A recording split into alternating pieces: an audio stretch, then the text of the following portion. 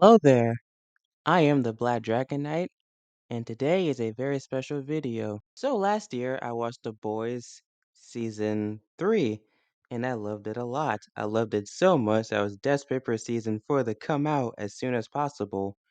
But about a year later, writer's strike happened, and The Boys Season 4 was delayed, and then I got sad. I was really looking forward to one of my favorite superhero shows, only for it to end in a tragedy. But then, not too long later, a trailer came out for a spin-off to The Boys, and it was by the same writers of The Boys, and that spin-off was called Gen V. So with all of that in context, you can tell that my expectations were pretty high for this show. I didn't watch the episodes weekly because I didn't feel like waiting for each episode every week on a cliffhanger, so I waited for all the episodes to come out so I could binge it, and I gotta say that this show exceeded all of my expectations. I enjoyed it a lot more than I imagined. I loved all the characters for the most part. The comedic moments were pretty fun for the most part, and the plot was really compelling to watch. Before I get started on the video, I just wanted to say that I won't be going over everything in this show because since this is a spin-off of The Boys, there is a lot of weird shit happening, and I'm trying to make this video YouTube friendly. But with that out of the way, let's begin. So Gen V is a story about a girl named Marie Moreau, a young college student that has the power to control blood and manipulate them into turning into weapons and stuff. We learned that in a flashback, she accidentally killed her parents with her powers when she first got her period. Her sister walks in as it happens, and the whole thing terrifies her. Angie even calls Maria a monster. Ever since then, Marie has never seen her sister again after 8 years. So she goes to school, where students can learn how to use their powers and become superheroes legally in order to find her sister and show her that she is not the monster she thinks she is. However, that seems a little difficult because the school might not be what it appears to be, and it seems to be corrupt.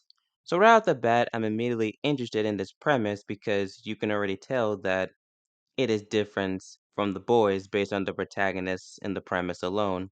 Well, The Boys start with a character who don't have powers fighting supes. This show takes the opposite direction and is telling it from a suit's point of view, and they had more interest. Everyone at the school seems to be popular because of social media and the attention they get from audiences and VOTs. For those who don't know, VOT is a company that accepts heroes in this group called the Seven, who also learned that, sorry, we also learned that they are the ones that make the medicine that gives people powers. And she also has trouble getting into the class she wants because the headmaster fears her powers, considering the fact that she killed her parents by accident. But that's not a problem for too long because she goes on a night out with some friends and they almost kill someone with their powers due to being drunk. So she saves her with her powers and people were recording and she starts to get popular. However, despite that, the headmaster decides to expel her from the school due to the fact that everyone will know that his top students had something to do with her almost dying. So in order to protect them, she expels Marie. Not that that matters because there's a guy that kills him a few minutes later, and if that's enough, he kills himself. He kills himself too long after.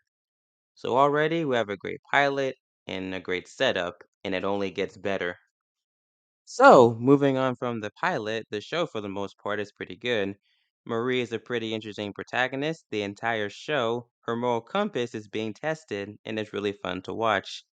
After the headmaster dies and the killer kills himself, Marie pretty much takes the credit from saving everyone from that supposed psycho in order to become a hero a lot faster. This upsets everyone she was around because one, she didn't actually save everyone, it was someone else. And two, the killer was named Luke, who was friends with the people Marie was hanging out with earlier, and seeing her talk about Luke like that really hurt them. They saw her as this spoiled rich girl who just gets everything she wants, but later on, they see that she's just a girl who struggles just like them. possibly worse. And later on, her taking credit for this bites her in the ass because in a later episode, there's a guy named Tech Knight who has the power to sense whether someone is lying or not, and using that powers, he uses it to get Marie to tell the truth about what really happens, and you know, everything starts to come to light. And they also find out that Jordan was the one that saved all of them, not Marie. So, yeah, there is that. But it's all good though, because later on, she learns how to become a better person for herself and for the world. But it still comes back to bite her in the ass, but we'll get to that later. Jordan, the guy that I mentioned earlier, well, technically, um, it's a they because Jordan is bi gender, but I really like them a lot. Seeing them struggle through being by gender and things like that was really sad to watch. And it was, you could really feel his pain about what he was going through. The headmaster was the only person who didn't care about that, and now that he's gone, it's even harder for him to make it through. He also has a pretty interesting power. I don't understand it 100%, but he shoots some kind of cosmic energy, and I believe he has super strength if I'm not mistaken. But I was really rooting for them that entire show. Maria and Jordan's romance caught me by surprise because I really was not expecting it at all, but I really enjoy them as a couple. They make a lot of sense. I also like Emma. When I first saw her, I instantly got Enid vibes from the show Wednesday, so I pretty much knew that I would like her right off the bat. She has this one really weird hookup scene with a boy in the pilot. I'm not gonna go into detail because YouTube, but those who have watched Gen V know exactly what I'm talking about. But aside from that, her trying to find someone to accept her for who she truly is and see her as a hero, and not shitting on her powers to grow and shrink is really compelling to watch. I didn't really like Sam as a character at all. He's not badly written or anything, but he can be really whiny and he screams a lot. And while it does make sense for his character, it kind of still annoyed me. But I did enjoy watching his romance with Emma. They generally liked each other for who they truly were, and it was really nice. Andre was really cool to watch. Him fighting out that Sam, who is also Luke's brother, the guy that killed the headmaster earlier, being experimented on and want to do the right thing, but being stopped by his dad so they can look good for their brand is also really interesting to watch. My personal favorite out of the group was Kate, which is funny for me to say because I didn't think much of her at all when I first saw her, but I think she might be the best character in the show, but I'll talk more about her later. What I'm trying to say is that Gen V still has the charm the boys did, very silly and ridiculous, but brilliant when it comes to writing.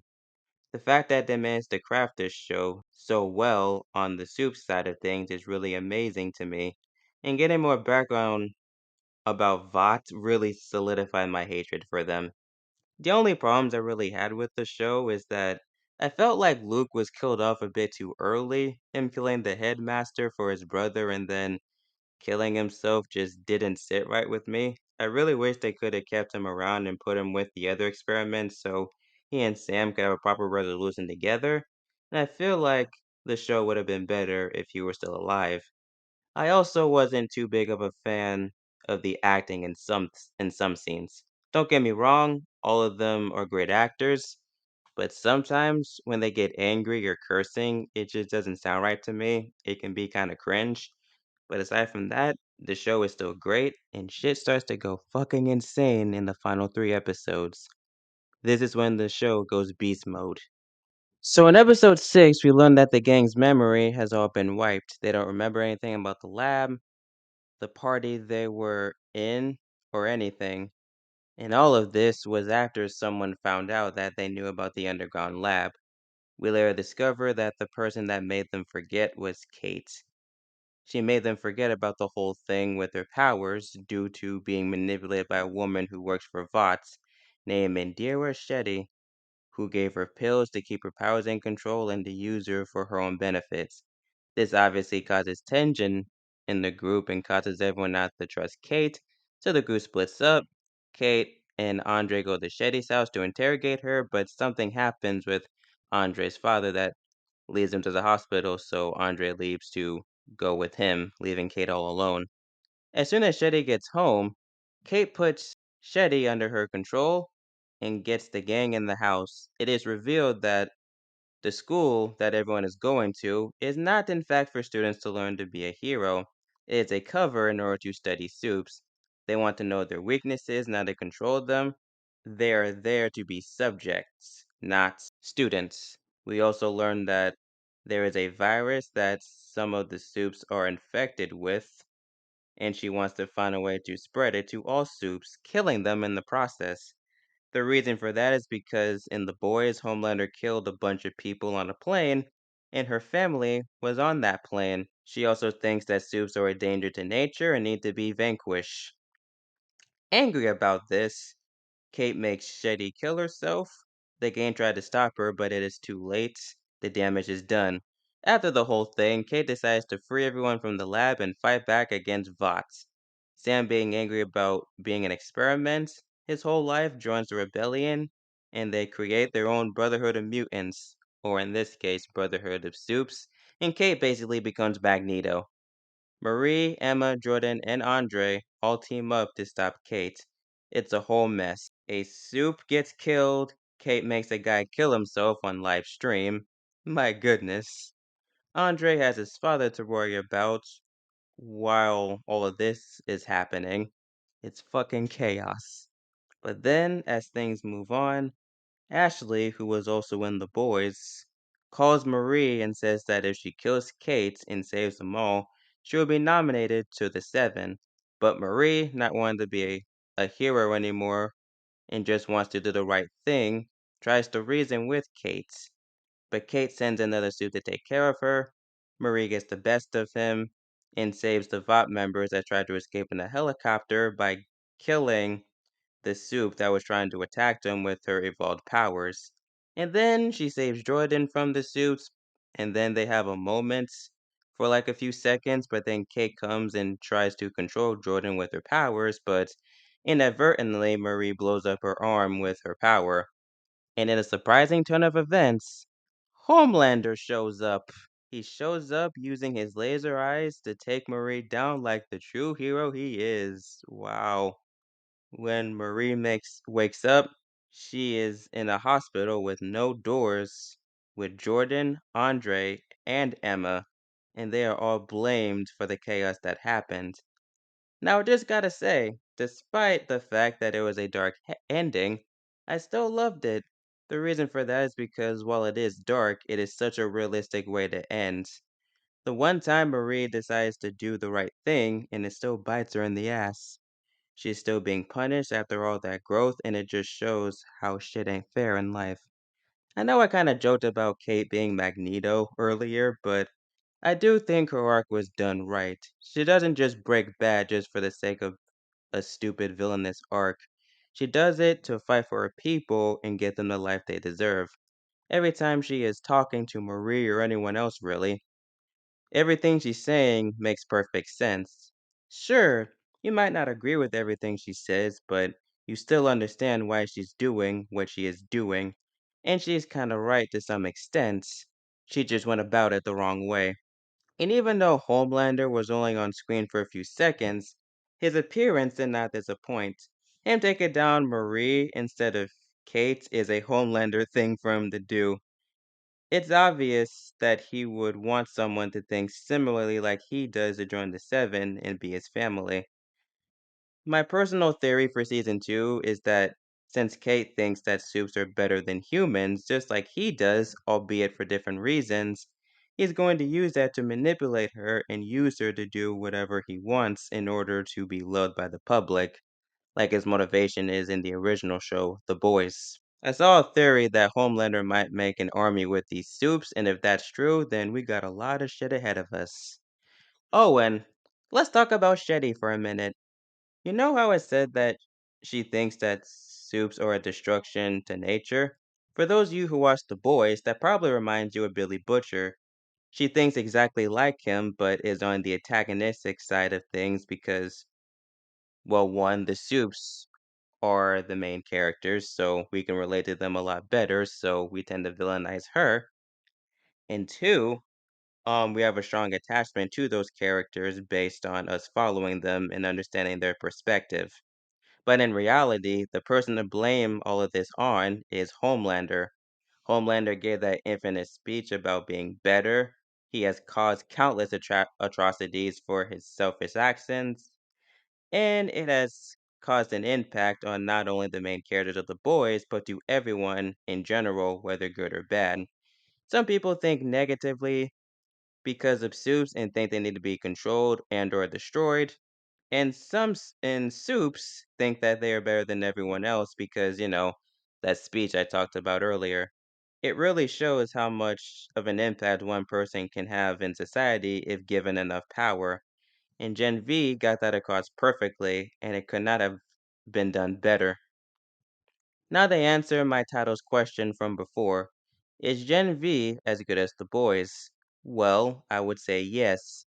Everything that made the boys great in is in Gen V, and it is really good, and it shows a lot.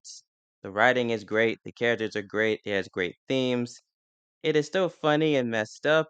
I won't say that it's better than The Boys since it's only been out for one season, but does it have potential? Absolutely. While the show does do similar things that The Boys did, it also feels like its own show because, like I said previously, the premise is different. So maybe most people will like that difference over The Boys in the future. Hell, maybe there's some people out there who like it better now, but I don't know, I'm just spitballing here. Well, that's all I have to say for now. If you enjoyed this video, please like and subscribe to my channel. I promise that it will be worth it. Until then, take care.